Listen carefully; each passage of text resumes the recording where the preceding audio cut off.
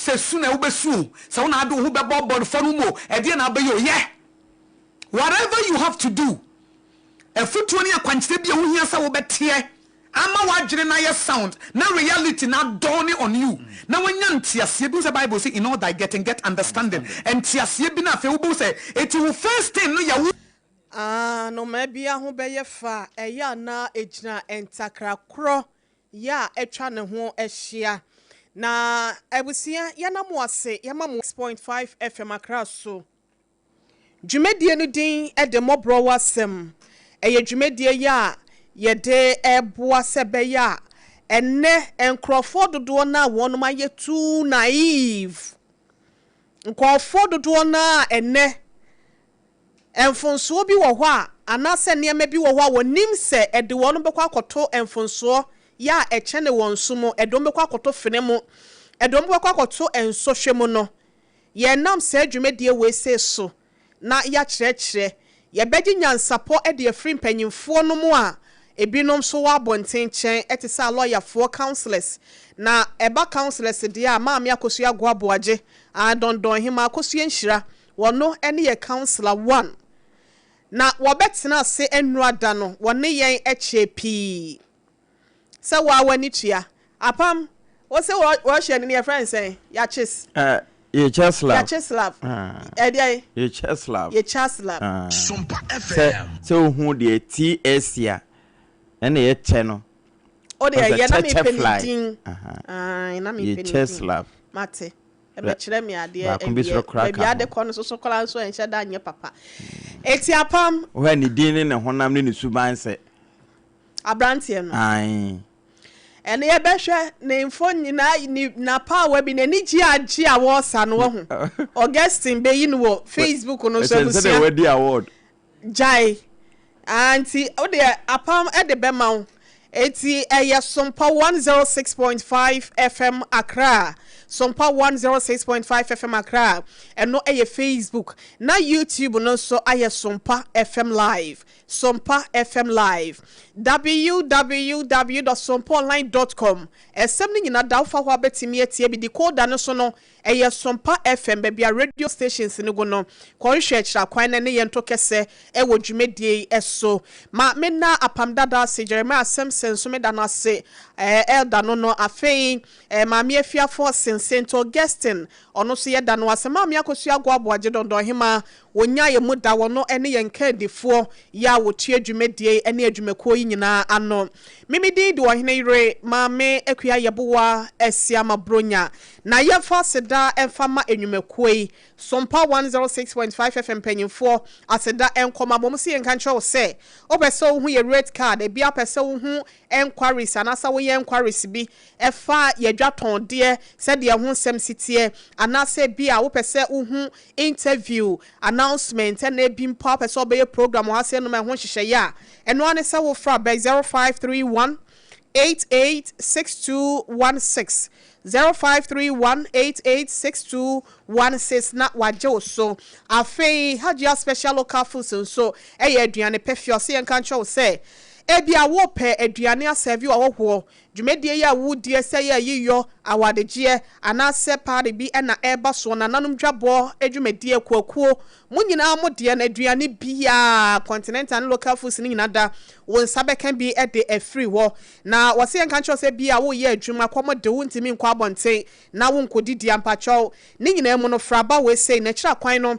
ewo hachoben atomic ho na wakona na kotokesa na so obefre na bayi so 0246 359921 0246 359921 and 0535 484392 na waje so Leicester Company Limited se wo didi aduane pa e wo hagye ho wi a me pa cho na watimi atwisian kasa no asmale wo sere nso a wo sere wo bedwam a na ese bibia koso ye di amount ya toothpaste na ya toothbrush no e na ye kan fo di ama wo mpa cho ya nya bi mabusua ni nyina nkwada de wo ho mpanyimfo de wo ho ye wo de ano oden ye wo de ano omre toothpaste no nso so a ye wo gel no e wo ho ye wo whitening no e wo ho and afenso ye wo total care gel no patro no ene kokko no whitening so na heba eno so e wo ho obeso ne panyimfo eto kese na mokasa e ya homa we se so e na obetimi ene o madi senkita ho no se bia pese wutu biton anase nsemi se bia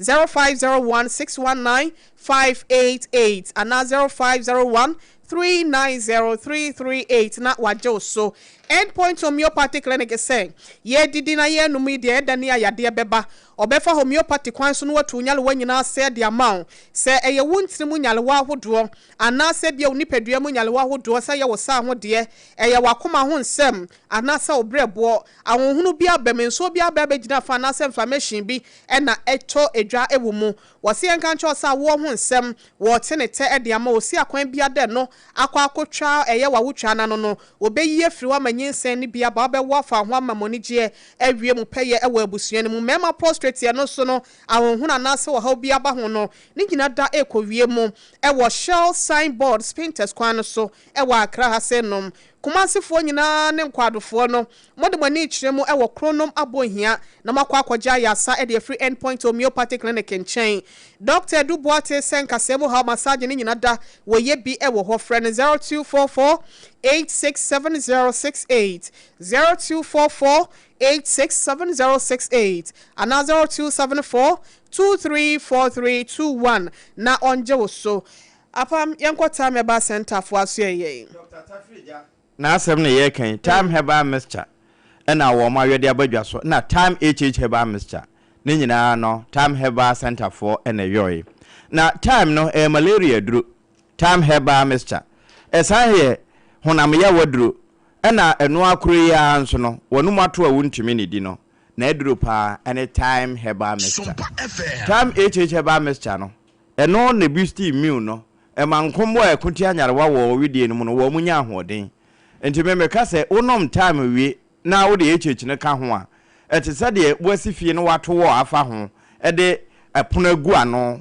de nso obenya mu ewura bra wo mu agu enti ebasa wo ne namdan na chi ana ban no achi eno nti na ohia time na ade ba ko amahu wo ho no se ema no pepapa time ba no esiesie ma se kama wonderful enti bema ade abohu se ma pe bia ya mo wani nko ho esan se ade pa time ba mixture enti wo nom time heba no wi na de na ka ho etese de wakuma wo no watwaniti de aka ye homa na wo mo time no se TIME okay TIME ba bia ye to nro bia wo kwa ebi wo ho na wabusa wo ma homa no 0244 417 669 0244 417 669 so wo how be Mọ́borọ̀ Asem production line no na watimi afre enu adama mi akosu agwa aboaje dondon hima Reverend Minister 1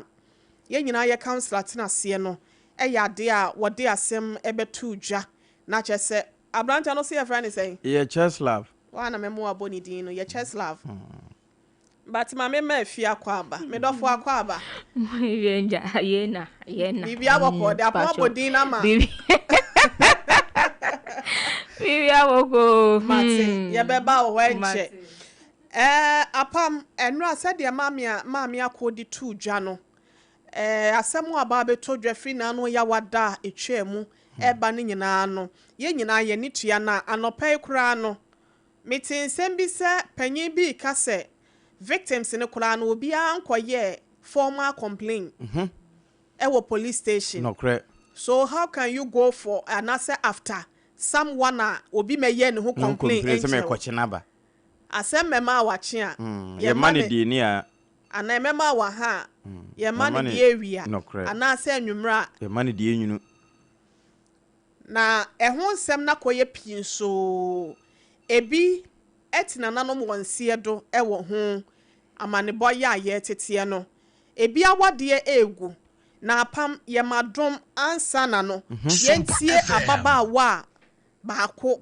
senia wodi eye na asemu nchiremu etimi de baaye wo kire se abrantie no wone no ekasa ye eye adwuma ho nsem komodie na odiye nanso no enya sa wo call ye no advances na wo make e wo ne ho ne nyina no wa ma ne ho kwan so one ne bedanti osori pie ye ese ne kunu ejai no ne madam aba be sign ne ti ne nyina mu na kosi sen yenkwa ne yenti ababaawa no ne nkyeremu ya wode ema ye de ekọ kwan a wo fa so a wo hia brantie no ene enne ba bia akwa wi ne din akwa forefore nipa a wo kire se wone abrantie no enya empem nkitahudie no yenti emra me de me life better so me na have sex and yes me call for sex and I say o ka me so pem na bibisa na me call o approach me was shop right so na me ko try me boss na call routing because na ko hanti for apartment me real estate ejuma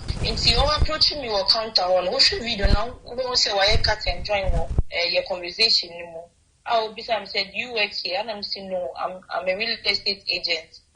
So okay, he just got into the country that he wants an apartment. Where he is expensive, so he would like to move. And I saw that as an opportunity for me to get a client. Until we're cutting outside, no, but baby Ojaya, do you work here? Do you work here? And space birthday man or then the phone man say I should give him my number that he will call me if anything. Ma, after we both buy a course scouting or friend say, can we meet up so that we discuss about the property? And I'm saying no problem. And I'm catching my boss say this and that I've gotten a potential client that wants to meet up. And I'll say okay fine. I should order boats and go and meet him up. Ma, they did me call no. Ma, they did me call no. Meaning that. See me call inside where he was trying to make advances towards me. And I'm catching and he said, that's not what I'm here for. He called me that he wanted an apartment, so we should discuss it. But if you want other ladies, there are other ladies out there. I can even help him get because I have a man, like I'm married, Crampo. That's what I told him. And say you should pay for my boat going back again because that's how it's done. I can't waste my time and come here. No, you rice, no chicken when you feed mommy said, as you take on where any country food, I can't eat that rice. But then it's only local rice that I take. But he should pay for my TNT and let me go. Oh, mommy, 200 Ghana cedis. Man, tell me if I'm it's okay. That means the 80 cedis. He said I should use it for the food. And I'm so okay, fine. For the time wasted. So that man for both nimpo. Me pay for apartment one and me friend madam sembe bonamania. Adia or Bruno me buy or try so bad. She didn't pick up. So the next morning when I met with my boss, I told her about it. And we even laughed about it. Then Bonifoni be Jimmy. But I didn't know, say, all this he was recording. I never had sex with him, ma. I never had sex with him. The videos on Telegram, I don't know how to enter there to get everything to prove myself. But I don't know why my video and this one is everywhere. My family is at stake. My son too, he's so young to be going through this. My mom too. Everything is so messed up. I have a man. As of now, he wants a divorce because with all the shame, he can't handle it. The madam knew him. I told her everything, and I never hide anything from her because she's a woman too. And there's no way I will even lie about this and come out and be forcing so hard to clear my name. Once I know that I had sex with the person, you call Telegram, my video is there having sex with the man, and I'll still come out and be pushing to talk to people to help me clear my name, I will not do that.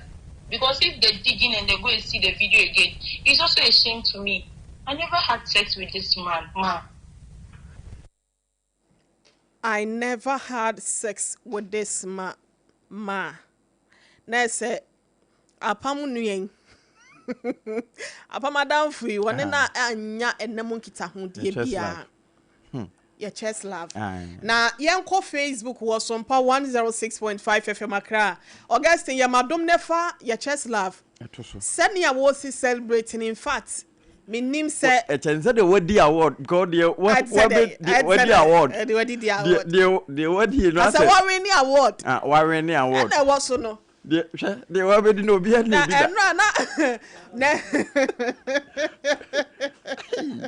We're breaking Batazar record, no? Batazar, you give me. Guinea guy. We're breaking a record, no? Hey, my brother, so a nice guy. Now, there's an AP puncher and a boxer, and I said, Peter took it to a boxer. Peter took it to a. Well, to the Jarin Zoom. Sir, Apam, one ne spectacle na ehye no ai eno na wodi edi nsɛmɔni no okay wo de no so kra wo de na ebi wom ne papa sen ne de yo ai me de na recording wo say no so eno ya net aye black sa recording sunglasses na say spectacles no ne amampanimfo no hyehye bi no na ba kwa me wo ho na me wo pen de wo ho sometimes to the bia o kwa me de be hye me bo sei okay into be ye wa adwen say ebi ana me pen e na hye me kokoso ada me hye no so me pa me hye shirt ya bottle wo ho na hye mu ana ma da ne camera no de ahwe wanim okay you may never think say bia recording bi koso ye wo bi wo ho a ye button ye de taliba bia metimi de atalema no ho ubi sami a metimi aka cho say plaster na say bibisa okay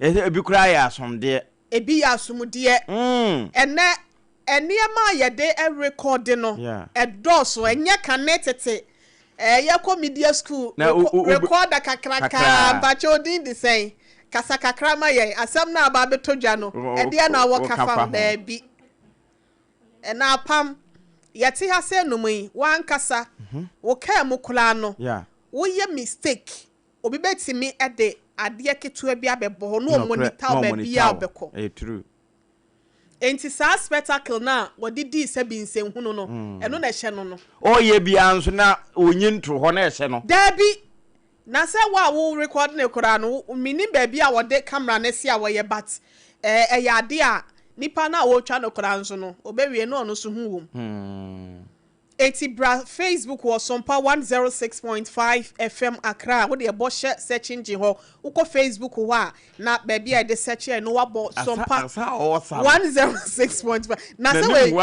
we di lotto the motive has been achieved. Yes.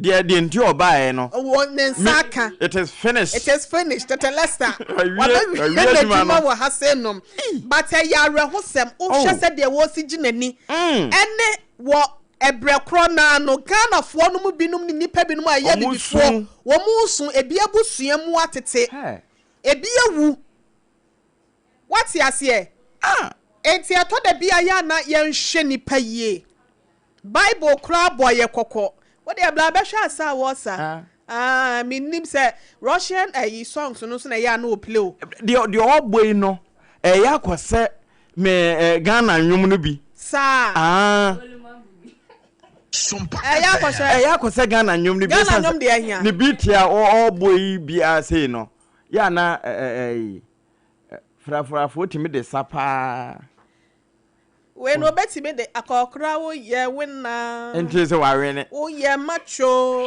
wa ba beje mempena ya asemu ene ne ayi emoji na wo mo de ato Russian gun nso so anim de ne space na wo mo de ama no no ai na quite unfortunate ye can say no awerehosem enro dana me ka se yenso so blame emana victims no wo makodi nsenseme e wa brante we se nsem no nye se bia odi juju na kwaye wo bi mama akwandu a wotena se na akosua nhira juju de obi anyi na adwene mfiri juju so omunyi wo madwen kora mfiri so ebi wo ho a na opemwa nokre ahokyere dodo ohia buburo ya ekuma bo akotone ne ma egu anwa pradada so no de ma akura konom kra no fo no watema se ya ekura ko ye de konom kra no fo ewu mu uhu ahi ya wawe na community wakonom ne no fo ni nyina aka ho bi na afenso no greediness greed pese men kuminya adufudie pe di owo no onye content with baby a wo sesia no da bia ya na no ye ne mama akwo kasa na ye ka asem bi se obi a wabọ ne bra akọ pension aka akra bia ma na akọ pension na ho de ne dress na ho fama eni mpo ne kasa how wa yesi expose no o pese wo yete se wono a ebe ye dan na ayeye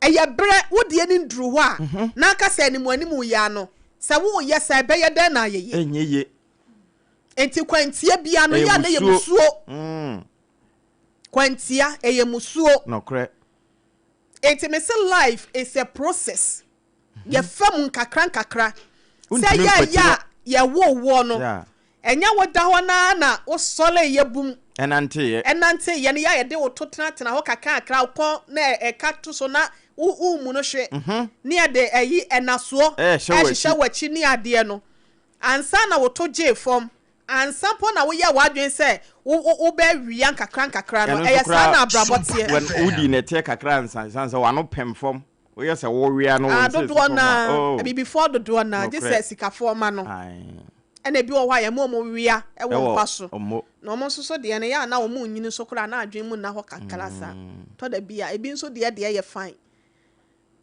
apam enti life is a process ye free ba ko ansa na yakomienu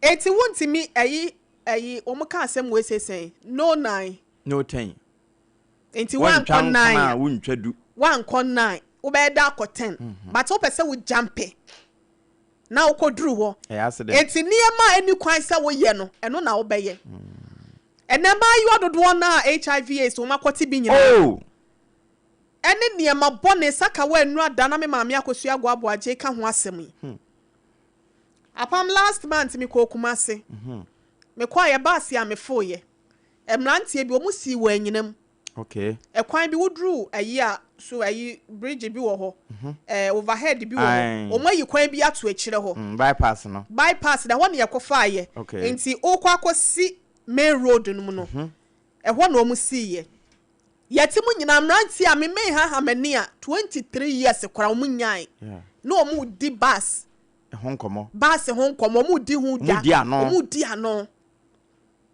nti ko mu kokumase nipa ne ye no wase say 2.5 for ye say no o say 2.7 and o say 2.3 say 2.4 dia wo mu befa wo mu ba sesia befa nipa no so say ne or they G 2.7 na no mo so de maninsia no 2.25 no said that say 3.5 for me refia yi no mo kan ye no say 3.5 na 2.5 billion asem na ye kan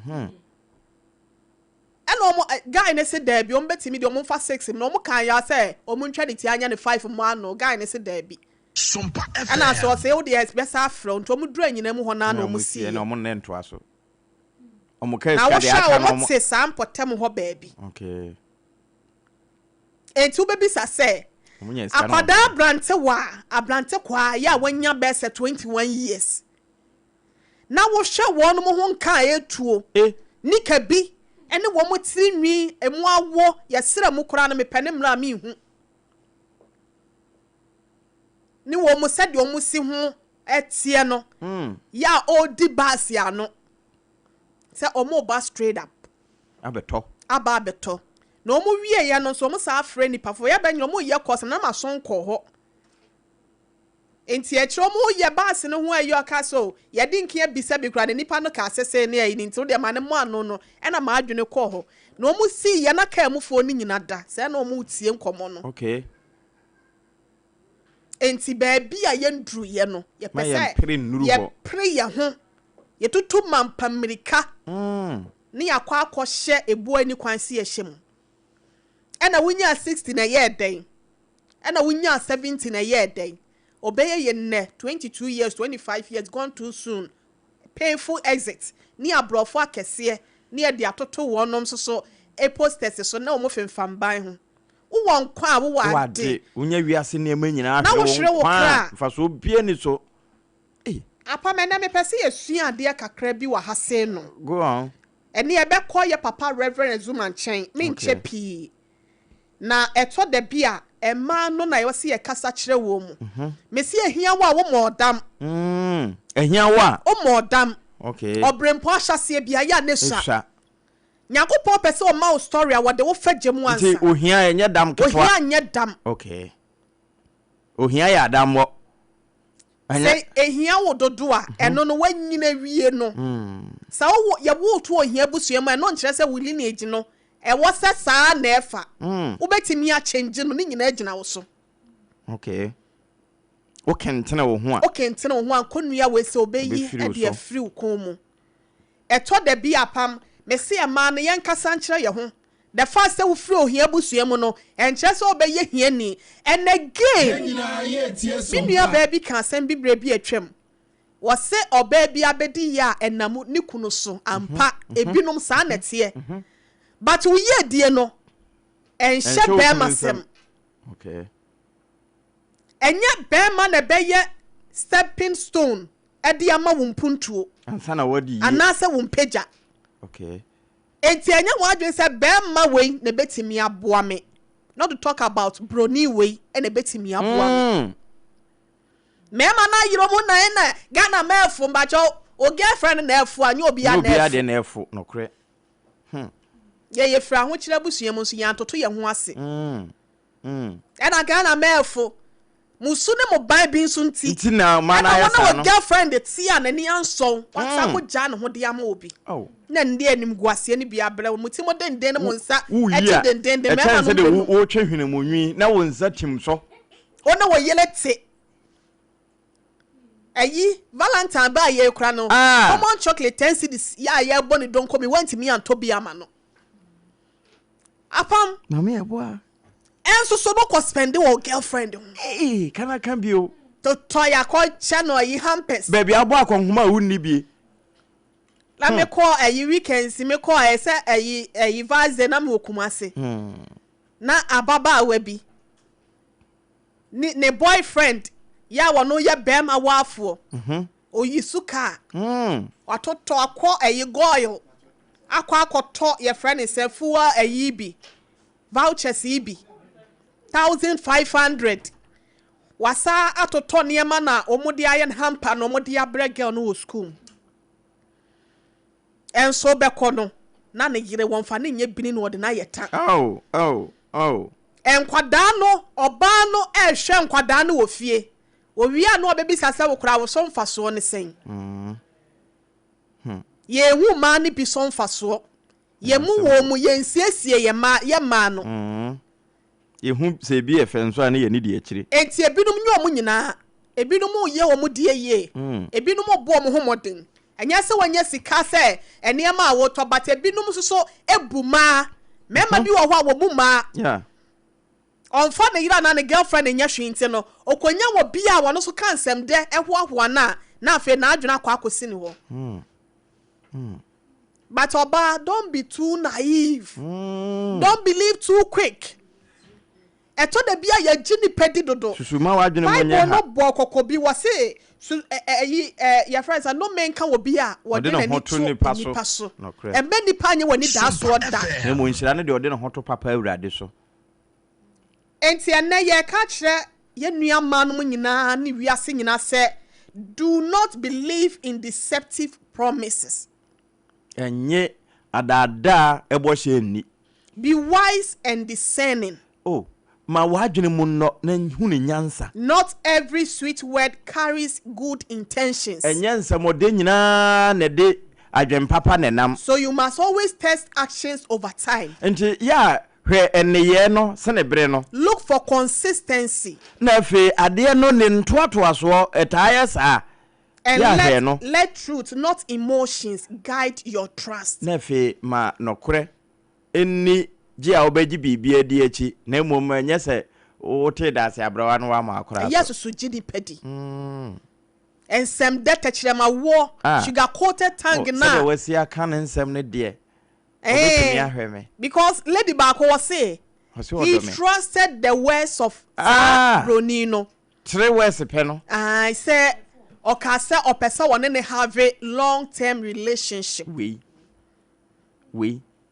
enti long term relationship no so to da bia na akwa ya ware enti onim se obewale Broni no ana Broni ne beware no Apam, do not be carried away by smooth and flattering words and someone edada nipa ase ede eboto wadwene ejimijimi wo enye sansem no ni for such people are not serving our Lord Christ yenko Romans 16:18 safo no wo mo nsom nyame o wo mo nsom nyame ayeye som no Romans 16:18 ene kasa asem we say ntu bebie ho ne dia mame o say for they who are such do not serve our Lord Jesus Christ Paul ngoma wo kyerɛ koma Roman fo no but their own belly And by good words and fair speeches, they deceive the hearts of the simple. Obi a waye too naive. As on fa bibia anya hwe, on fa asem bia enhye da nya asem. Bibia obetie bia no na waje de mpacho. Eya nyini pa no mu asem ni saa. Promises are always made to be broken. Promises, they are always made to be broken. Ene boshe wo mo hye se da se boa ye bebu so nti enya nwanwa na hye mbose ono mi ana be ko wom na afi de e ba ne sen den nti boshe emuso ne di so eya hu wiase na ti abrabo ase boshe ye hye oba hu se nipa se de na adwen sisisa no me se edipa ya wonam ho ne obi onam obi ya no ye bas wa wonam ho no ye bas obi betimi afuru bi asi you are with seats. Okay. And at the time what so seats be also. Okay. The seats are made or made for people to come and sit on it. So when the time comes for them to alight or to get down from that seat, they will go. Edu so omusi ombesi. Enti na me se so obi bu abrabe no be twempro no wade. Na afi wa se me no be ma don't kill yourself. Enku ho ma no. Sa na abrabote. Obafuru seat ni bi. Sada na ya hye dia to wo. Okay. Se nipa we ma wabrabom ebre bi etise no besi akọ. Enti wo kwa ma na nya onwanwa. Enti ti abrabo asesa. Na apam yanko we say first John 4:1 no. Eno no the idea man say test every word before you trust it. 1 John 4:1. You must test every word before you trust it. Enya asem bia wote ya no agye di. Aya so carry asem no we asem na nipa na eka no na ya no wadwere ho se broni nti ba bia wo firi ba no wa hu ma na omo ne omusi so ne mate fo nti ebi ni ho ana wo firi se wo ni bibini a won ko awakache ne I said wo hu ofa boro so nti a wa ba be hia abro firi Russia no wo si abibi man bi so ansa na wo ba when see airport ansa na wo ba tu ba just airport no e wo go no wen hia obi ase wo no obeba be kanfo abe lio wa be keka sugar coated words de egu wa adwenim o sheda ba mo te se do wo beto ade no wa beto bi or see dear friends, do not believe every spirit but test the spirit to see whether they are from God.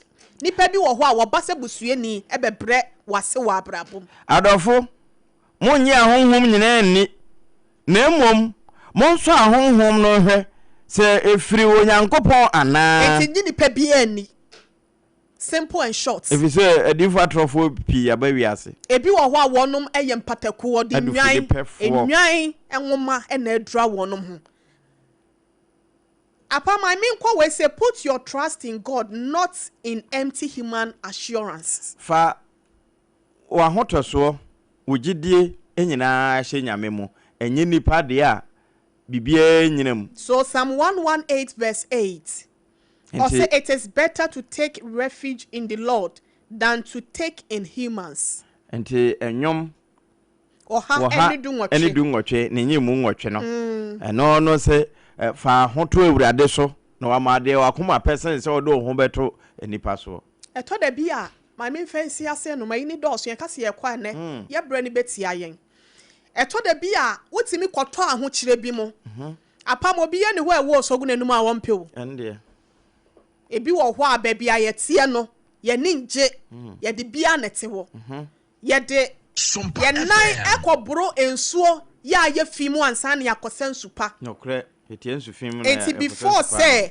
ubenya brighten gold no pacho it passes through fire efa gem sika wa bra po no hwe ni mu say wo how beba unya ne totroto saa okay the first say ya want to esie so anasa kokwo so no ya ye wo to amnam te say de be Yeboaa Asem ye wo meto amnam no wo be pransa no wate amana no nso ebi de donko wo hye no wo yonko wo nua be dwiregu no kre but it's up to you so be give it up anasa wo be take anasa wo be hold on with perseverance when ya ewo mu enwenta so ho wo be nya enwenta so aboso de abo wasene okay no wanya ni da ho.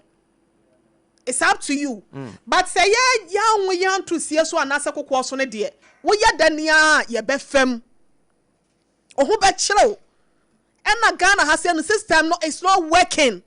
Yenya manyosam ntonchen. Yedi ya ho saa ahokyere wo wiase ahokyere wo my Ghana mu hasenum. Some people are really suffering. They are suffering.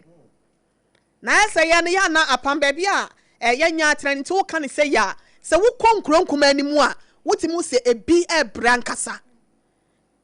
A whole year me say ya fa manyosam ntonchen.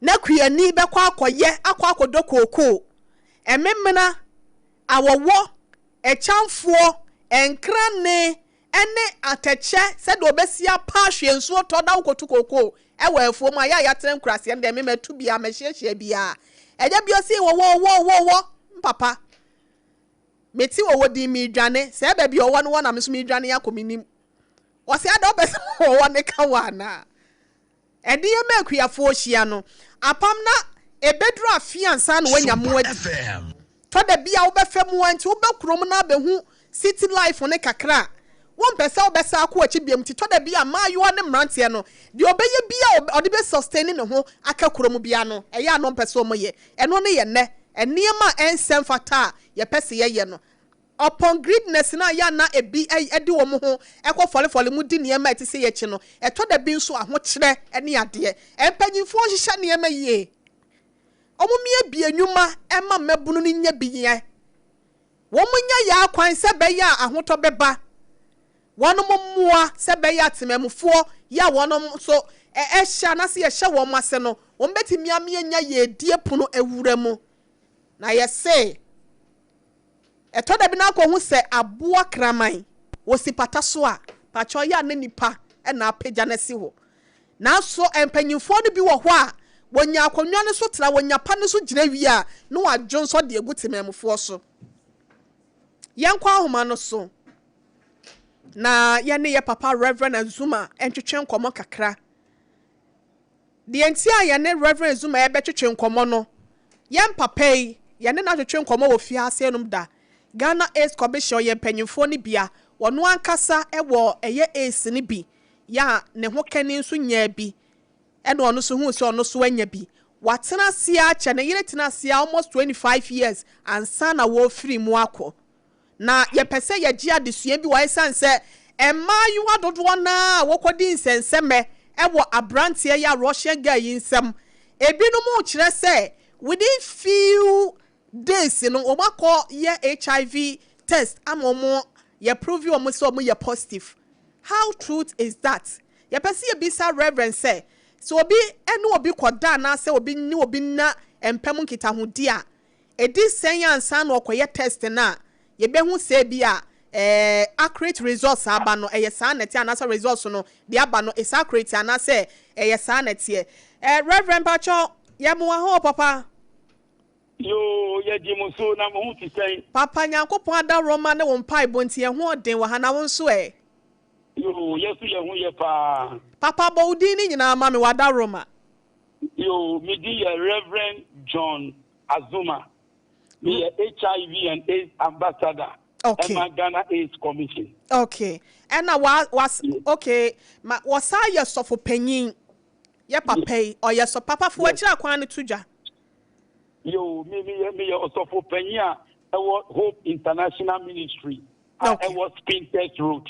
Okay. I was Spintest Road Coastal Estate. Okay. Me HIV positive for 26 years now. Mate, yada say, Papa, ye be here wo fidua ma say na so ene de ma yenko ni say ye nuano mu asam abetodwa me gidi ye se what dodo na de atwetwe aso ye pe ye mu ayetia wa bi de afiri wo eye no kra se obi samenne obi akwa akonya mpa so kita hodie na bia within 1 week metimi akwa akoye HIV test ana se AIDS test ama ehun sunsaso na ebeba na eba se positive ni ade a ebe free nana me nipa no koda ya na se bia na me na wo me ho dada yo mi dama ti ansana ye be hu se wanya HIV ye fa ni te ne oni obi akohia ewo mpemu a ochina ukoye test na enya dia obehu okay it take 30 days 30 days. Bosome baako. Yes, Busumi baako. Okay. And do 30 days and you hu bia no. And the idea ewo moja mu dada. Okay. And do 30 days na ukoye na yeti wo bia. And the chese one kasa na wo bi dada. And just ani pan in China ukonya. And he say uni bia and na uni obi akoye akochia. Train and do 30 days time na ko cheki. The 30 days na uko chekia. Na wo bia and the nipa na di ma. But to me fa and to nipa no so direct. Okay. If they now 5 years ago, 3 years ago, when I ran by one kind of him, and I would in them, and the pure court never did committee. I asked and Eddie Mount, and I want that some of Mujamu Dada. And don't to me, and your conclusion say, many Russian, Echo die, and I make test and I see you HIV, Russia in Eddie Man. Okay. I don't know. I knew to me. You could pure court be determined. Okay. You are ready free by. Mate. Papa ne HIV ni esi no kwa na ekọ animu. Mayema osima ekosima mienu. Fa futuo tiawa efama ye mebunu ene nipa nyina. Ewie wo mutie wo Sompa 106.5 FM akraso. You yeda wasi. Na futuo mi wo ma ye nua Ghana for keep freedom the youth. We shall statistics now. The youth no and enya dodo. Ebani saying is because they are having multiple sexual partners. Or mpona mienu miensa. And you know only omu elda emra omu protect omu hu. And to make sure youth no say at least number one, you reduce your sexual partner.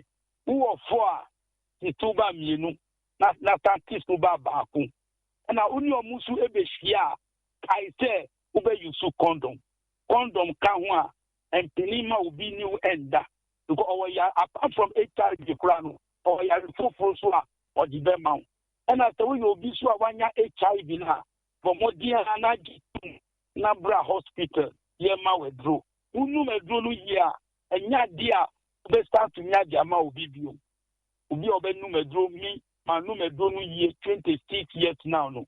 Mean to me, I am farmer ubi. Okay. So the unya bia, jitum na bra, nyama wedro no. Tenebeya unto me farmer unia. Papa wie ma ye na sepa ye ni so say ye frɛ wo na oje ye so no wabɛma ye enkyerɛkyerɛ. Yes, isso me dá uma. Ye be hyɛ no wakasa nkyɛ wa sɛ obefi ha se nom na ye to ankɔmɔ so na ye te wo nka akyɛ na ye ma ye kɔ so na ye hia wo moa.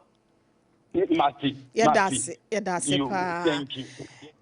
Reverend John Ezuma, wasai penyi kwanche for ya Motherly Love Orphanage, wasai etuya no ye Ace Ambassador at the Ghana Ace Commission, and na yetie no wase wa live with Ace for 26 years, still counting, or that's what yase. Enti Ace no betimi enya wa bra wo that's what ye e no don't kill yourself.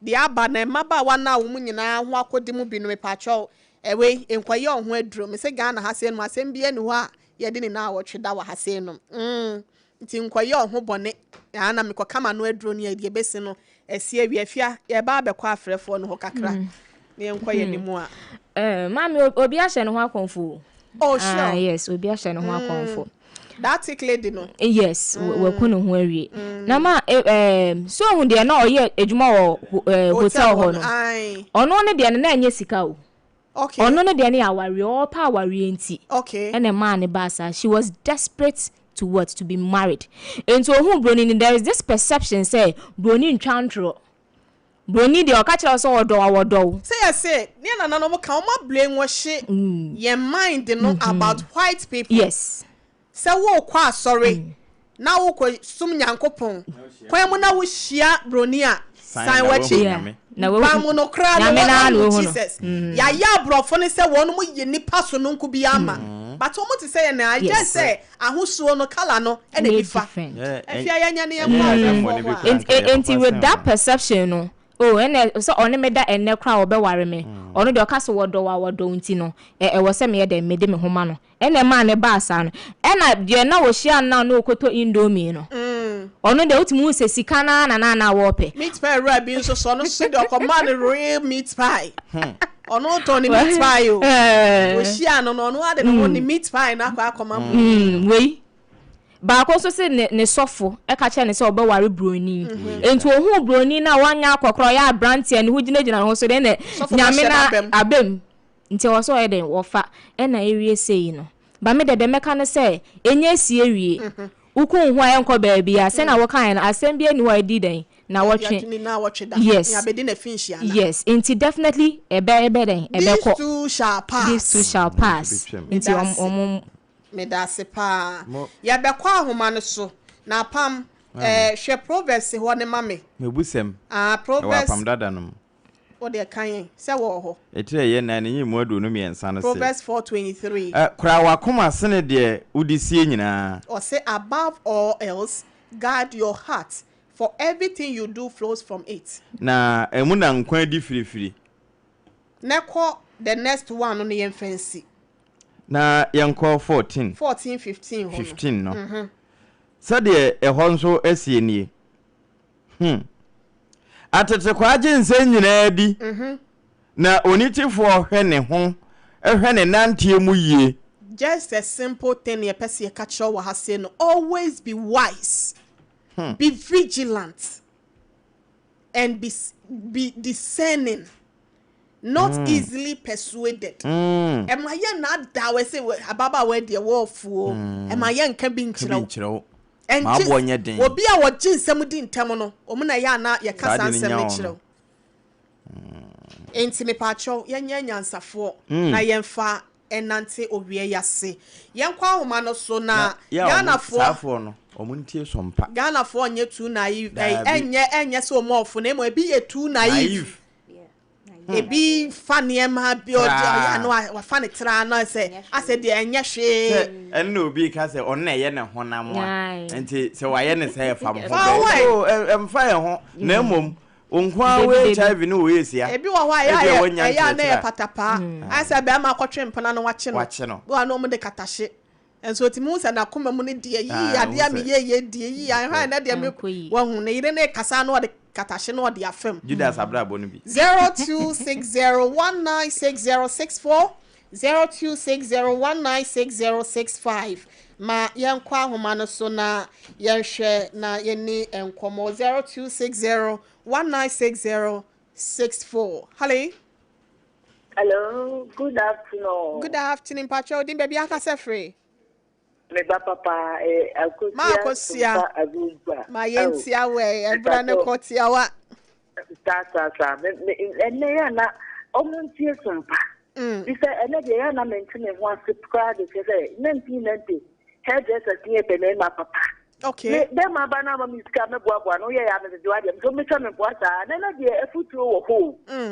1990 na me sumu no so say na efutuo so nye bi baby a say na de efutuo wo ho entete wo ho emwa wo ho 1990 ni a wo fo ne nhyeyen eti no mutugu me ma no so na de eti pa to muntie sompa no munyai mo ba na so mo mawe mu tikito no o munyai eda so bi sun ke yes yeah that's 0260196064 0260196065 ubetimi abaso na wa kire wa adwen me pacho good afternoon din baby akasa free afternoon ba patise pacho nyame ntime ho ya na nso